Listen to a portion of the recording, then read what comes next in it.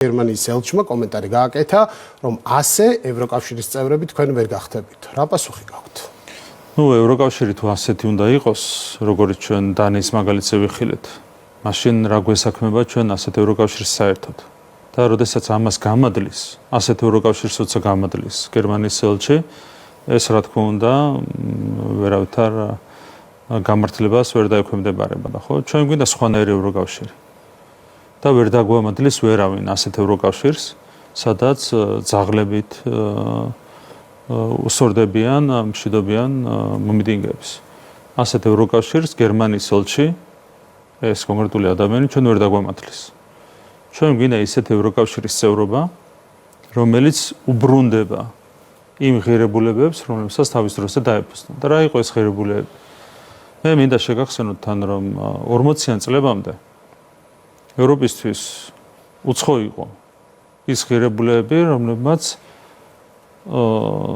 ფესვი მოიკიდა ევროპაში სწორედ 40-იანი წლების ბოლოს.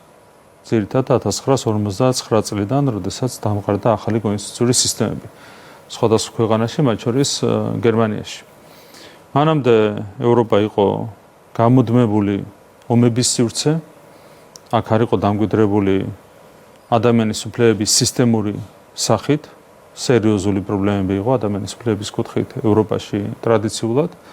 მანამდე საერთოდ გახსოვთ ინკვიზიცია, კოცონზე ადამიანების დაწვა, მეცნიერების დაწვა კოცონზე და ამ შემდეგ, 1000 უბედურება, ხო? ამიტომ, როდესაც ჩვენ საუბრობთ ევროპულ ღირებულებებზე, ესეც უნდა გავიხსენოთ, რომ ის ღირებულებები, რომლებიც დამკვიდრდა ევროპაში, მაინც და მაინც ძველი არ არის. დამკვიდრდა გასული საუკუნის 40-იანი წლების ბოლოს. ამიტომ უნდა შევახსენოთ ჩვენ ევროპულ ბიუროკრატებს, რომ იმის დაკარგვა, რასაც აქვს მხოლოდ რამდენიმე ათწლეულის ისტორია, მარტივად შეიძლება. შესაბამისად, ისინი განსაკუთრებულად უნდა გაუფრთხილდნენ ამ ღირებულებებს, რომლებსაც აქვს სულ რაღაც რამდენიმე ათეული წლის ისტორია ევროპაში.